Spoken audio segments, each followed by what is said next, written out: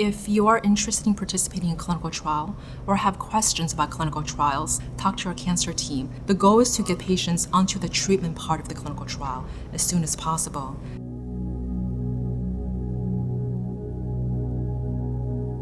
Pre-screening really is a phase where the research team may talk to the patients and give them a broad overview of what the trial is about to make sure that there is still interest there. And the medical team may also go back to the patient's medical records to again really make sure that from what we can gather, the patient is a good fit. Then the next phase in joining a clinical trial comes into informed consent. The team will go through all the details, what the trial encompasses, the logistics, the reason for the drug development, any extra cost, any known side effects.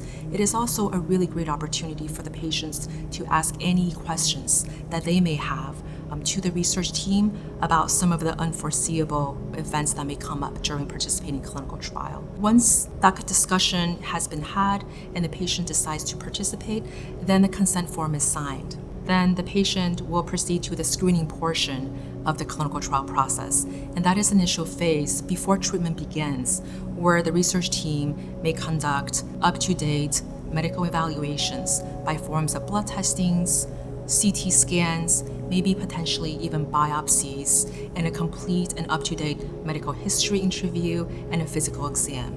Then the treatment phase begins.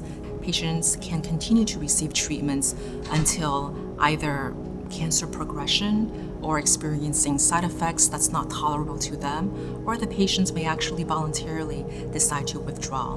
But at the end of the treatment phase, there will always be a follow-up phase, and that is the phase where the research team may want to reach out to the patient and ask them about their health conditions, and really in a long-term way to make sure that the drugs continue to be safe even at the end of the completion of the clinical trial. The duration of clinical trial can sometimes seem like a daunting and also a lengthy process, but the screening phase, including the biopsies, the up-to-date scans, can take sometimes as many as a few weeks up to a month or so.